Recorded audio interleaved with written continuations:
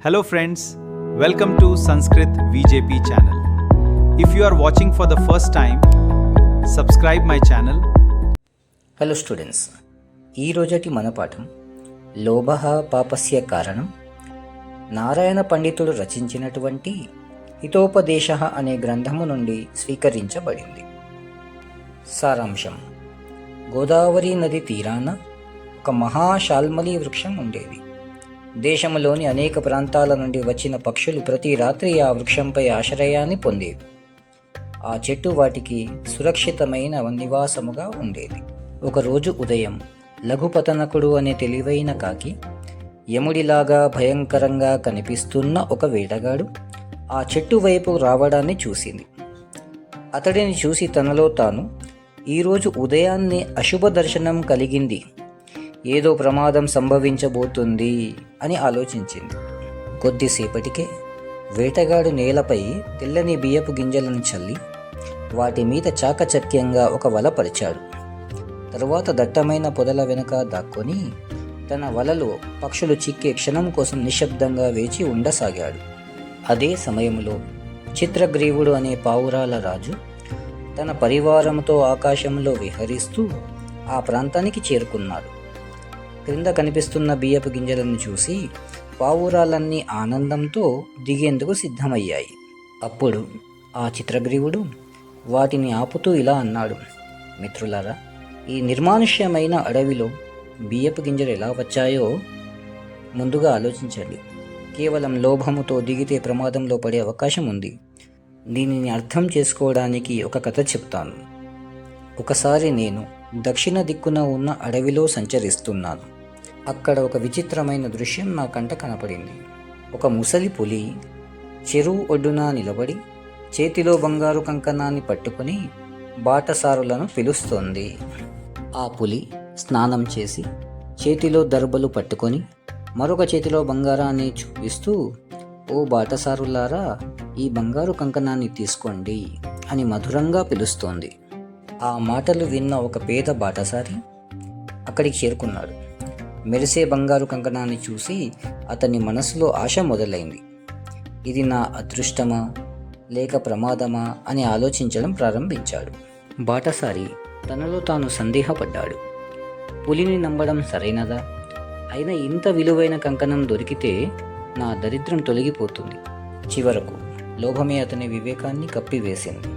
అప్పుడు ఆ బాటసారి అడిగాడు: నీవు క్రూర మృగం, నిన్నెలా నమ్మాలి? అప్పుడు పులి వినయంగా సమాధానం ఇచ్చింది: యవ్వనంలో నేను ఎన్నో పాపాలు చేశాను. ఇప్పుడు వాటికి పశ్చాత్తాపడుతున్నాను.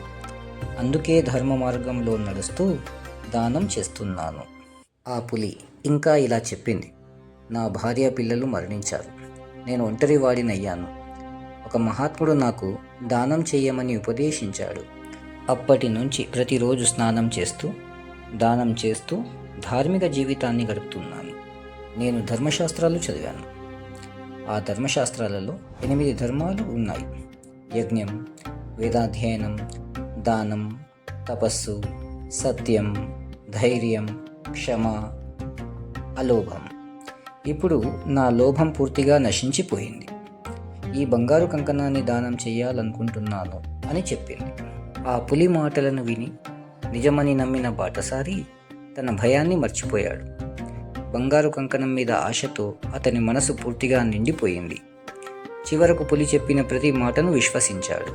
అప్పుడు పులి బాటసారిని చూసి, ముందుగా ఈ చెరువులో స్నానం చేసి పవిత్రుడవై రా, ఆ తర్వాత ఈ బంగారు కంకణాన్ని నీకే ఇస్తాను అని చెప్పింది. పులి మాటలను నమ్మిన బాటసారి చెరువు వైపు నడిచాడు.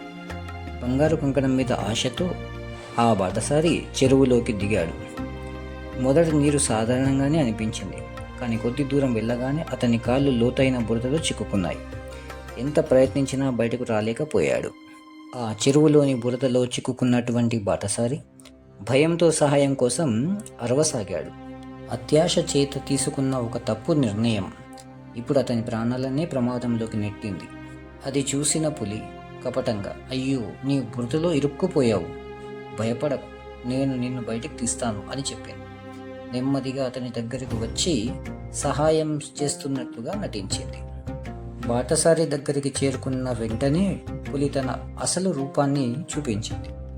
ఒక్కసారిగా అతని పైకి దూకి తన పదునైన పంజాలతో పట్టుకొని చంపేసింది. చివరికి లోభం అతని ప్రాణాలను బలికొంది.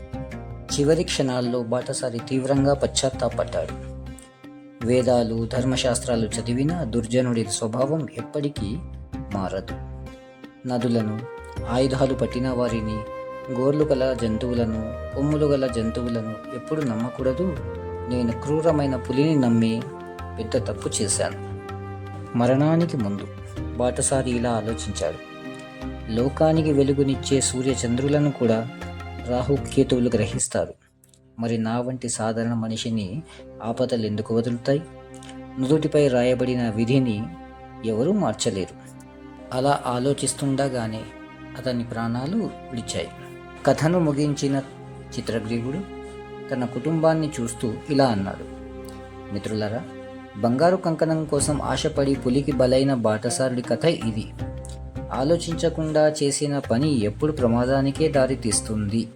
ఆ చిత్రగ్రీవుని మాటలు విన్న పావురాలు కింద ఉన్న బియ్యపు గింజలను మళ్ళీ జాగ్రత్తగా పరిశీలించాయి. ఇప్పుడు వాటికి ఆ గింజల వెనుక దాగి ఉన్న ప్రమాదం స్పష్టంగా అర్థమైంది. చిత్రగ్రీవుడు మరలా ఉపదేశిస్తూ అన్నాడు. లోభం వల్ల కోపం పుడుతుంది. లోభం వల్ల కామం కలుగుతుంది. లోభం వల్ల మోహం ఏర్పడుతుంది. చివరకు లోభమే మనిషి వినాశనానికి కారణమవుతుంది. అందువల్ల లోభమే అన్ని పాపాలకు మూలం. చిత్రగ్రీవుని జ్ఞానవంతమైన మాటలను పాటించిన పావురాలు ఆ బియ్యపు గింజలపై దిగకుండా ఆకాశంలోని మరొక సురక్షితమైన ప్రాంతానికి ఎగిరిపోయాయి. పొదల్లో దాక్కున్న వేటగాడు నిరాశతో చూస్తూ ఉండిపోయాడు. ముగింపు. ఈ కథ మనకు గొప్ప జీవిత పాఠాన్ని నేర్పిస్తుంది. లోభం మనిషి వినాశనానికి దారితీస్తుంది. దుర్జనుల మధురమైన మాటలను ఎప్పుడూ నమ్మకూడదు. ఏ పని చేసినా ముందుగా ఆలోచించి చేయాలి. శాస్త్రజ్ఞానం ఉన్న దుర్జనుని స్వభావం మారదు. జాగ్రత్త, వివేకం మరియు సహనం మాత్రమే మనలను ఆపదల నుండి కాపాడగలవు. ఇది మన యొక్క ఈరోజు పాఠం. లోభః పాపస్య కారణం. ఫ్రెండ్స్, మీకు నా వీడియో నచ్చినట్లయితే లైక్ చేయండి, షేర్ చేయండి, సబ్స్క్రైబ్ చేయని వాళ్ళు ఛానల్ని సబ్స్క్రైబ్ చేయడం మర్చిపోకండి. మీరు చూపిస్తున్నటువంటి ఆదరాభిమానాలకు థ్యాంక్ యూ.